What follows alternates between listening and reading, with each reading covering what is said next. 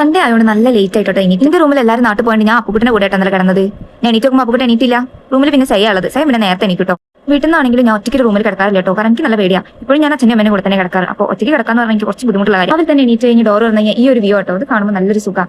എപ്പോഴും ഈ പ്രാവ് ഉണ്ടാവും രാവിലെ വൈകുന്നേരം കാണുന്ന സമയത്ത് ഹോസ്റ്റലിന്റെ പരിസരത്ത്. ഇന്ന് ബ്രേക്ക്ഫാസ്റ്റിന് പൂരിയും ചായക്കായിരുന്നു കേട്ടോ ഹോസ്റ്റലിൽ. ചായയുടെയും പരിപാടിയും കഴിഞ്ഞ് തിരിച്ചു വരുമ്പോഴേക്ക് നല്ല വെയിലായിരുന്നു കേട്ടോ. സത്യം പറഞ്ഞാൽ ഈ മഴക്കാലത്ത് മഴ പെയ്തില്ലെങ്കിൽ വേനലിന്റെ അവസ്ഥ എന്താവും അപ്പോൾ ആലോചിക്കുന്നത്. തൃശ്ശൂർ വന്ന ശേഷം ഒരു ഇടത്തരം കാലാവസ്ഥ ഞാൻ ഇതുവരെ കണ്ടില്ല കേട്ടോ. ഇന്നലെ സീനിയേഴ്സിന്റെ കോൺവൊക്കേഷൻ ആയതുകൊണ്ട് റൂം ഒന്നാകെ കീഴ്മേ മറിച്ചിട്ടാണ് ഞാൻ പോയത്. അപ്പോൾ ഇന്ന് ക്ലീനിങ് പരിപാടികളൊക്കെ കണ്ടോ. അപ്പോൾ അങ്ങനെ ആരിന്റെ റൂമിൽ എന്റെ റൂമിലേക്ക് വന്നതാണ്. കൂടിയൊക്കെ കിട്ടി ഉണ്ണിക്കുട്ടനായിട്ടോ ഞാൻ റൂം ക്ലീൻ ചെയ്യാൻ പോകുന്നത്. ഞാനല്ലാണ്ട് ഈ റൂമിൽ സീന മാത്രമേ ഉള്ളൂ, ബാക്കി എല്ലാവരും നാട്ടിൽ പോയതാണ്. ഒരു ലീവ് കിട്ടുമ്പോഴേക്ക് നാട്ടിലേക്ക് ഓടി പോകണമെന്നുണ്ട്. പക്ഷേ ചില സാങ്കേതിക കാര്യങ്ങൾ ഇപ്രാവശ്യം എനിക്ക് പോകാൻ പറ്റില്ല. ആദ്യം ഞാൻ പോയി ബെഡ്ഷീറ്റ് ഒക്കെ ഒന്ന് വൃത്തിയിൽ വിരിച്ചിട്ടോ. ബെഡിലാണെങ്കിൽ ബുക്ക് തുടങ്ങി സകലമാന സാധനങ്ങളും ഉണ്ടായിരുന്നു. അപ്പോൾ അതൊക്കെ അടുക്കി പെറുക്കി വെച്ചു. പിന്നെ ടേബിൾ ക്ലീൻ ചെയ്തു. എവിടേക്കെങ്കിലും പോകുന്ന സമയത്ത് സകലമാന സാധനങ്ങൾ വലിച്ചു വരുന്ന സ്വഭാവം എനിക്ക് മാത്രമേ എനിക്ക് തോന്നുന്നു. എന്നാൽ ആവശ്യം കഴിഞ്ഞാൽ അതൊക്കെ എടുത്ത് വെക്കാം.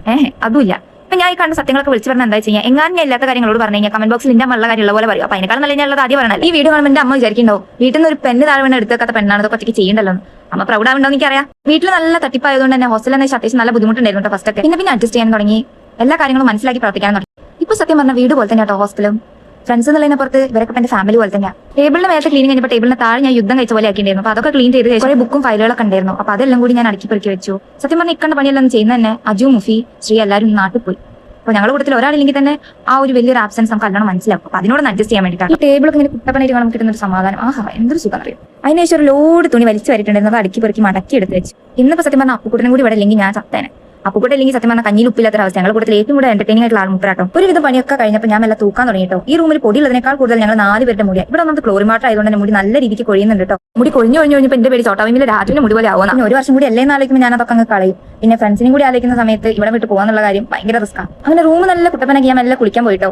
ഞായറാഴ്ചത്തെ കുളി 1.5 കുളി കേട്ടോ. അത്യാവശ്യം മണിക്കൂർ എടുത്തിട്ടാണ് ഞാൻ കുളിക്കും. കുളി കഴിഞ്ഞ വന്ന ശേഷം ഞാൻ കുറച്ച് മോയിസ്ചറൈസർ എടുത്തു. ഞാൻ പ്ലമ്മിന്റെ മോയിസ്ചറൈസർ അപ്പോൾ കുറെ കാലമായിട്ട് യൂസ് ചെയ്യും. ലിപ്സ്റ്റിക് ഒരാഴ്ച ഫുൾ യൂസ് ചെയ്തപ്പോഴേക്ക് ചുണ്ട് നല്ല രീതിക്ക് പിഗ്മെന്റഡ് ആയിട്ടുണ്ട് കേട്ടോ.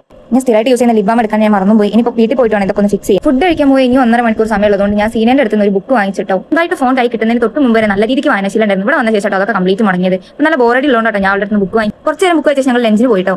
ഇന്ന് ലഞ്ചിന് ചിക്കൻ കറിക്കായിരുന്നു. ചോറ് കഴിക്കാനായിട്ട് കൂടെ അപ്പുറത്തെ കുറെ കഥാപ്രസവം കണ്ടിനി. അങ്ങനെ ഫുഡ് കഴിച്ചാൽ ഞാൻ കഥീജന്റെ ബാക്കി വായിക്കാൻ വേണ്ടി റൂമിക്ക് ബുക്ക് വായിക്കൽ പകുതി ആയപ്പോൾ ഇതാ നമ്മളെ അടുത്താൾ വരുന്നേ മുഫ്താത്ത പിയാപ്ലാനെ കാണാൻ വേണ്ടി മുമ്പൊരാൾ പോയത് കേട്ടോ. ഓൾ അൻസിക്കാക്ക് ഈ മാസം ലാസ്റ്റ് പോകും. അപ്പോൾ എല്ലാ സാറ്റർഡേ സൺഡേ താത്ത പോകുന്നുണ്ട് വീട്ടിലേക്ക്. ഞാൻ ഇവിടെ ഒറ്റയ്ക്ക് വന്നാലും അങ്ങനെ വൈകുന്നേരത്തെ ചായ കുടിക്കാൻ ഞാൻ ഒറ്റയ്ക്കാട്ട് പോയത്. അപ്പുകുട്ടിന് പനിയായുണ്ട്. അപ്പുകുട്ടിന് കൂടെ വന്നില്ല. ചായ കൂടി കഴിഞ്ഞാൽ ഞാൻ സ്റ്റഡി ഹാൾ പോയിട്ടോ. നാളെ മൺഡേ ആയതുകൊണ്ട് കുറേ അധികം വർക്ക് തീർക്കാണ്ട്. ഇതാട്ടോ ഞങ്ങളുടെ സ്റ്റഡി ഹാൾ. ഇതാ കാണുന്ന ഷെൽഫിലാണ് ഞങ്ങൾ 10 മണിക്ക് ശേഷം ഞങ്ങളുടെ ഫോൺ എടുത്തേക്കണം. പിന്നെ രാവിലെ 7 മണിക്ക് നമ്മുടെ ഫോൺ നമുക്ക് കിട്ടുള്ളൂ. രാവിലെ 9 മണി വരെയും വൈകുന്നേരം 4 മണിക്ക് ശേഷം മാത്രമേ പിന്നെ നമുക്ക് ചാർജ് ചെയ്യാൻ പറ്റുള്ളൂ. ഇങ്ങനെ തുടങ്ങി പല രീതിയിലുള്ള നിയമങ്ങൾ ഞങ്ങൾ ഈ ഹോസ്റ്റലിൽ കേട്ടോ.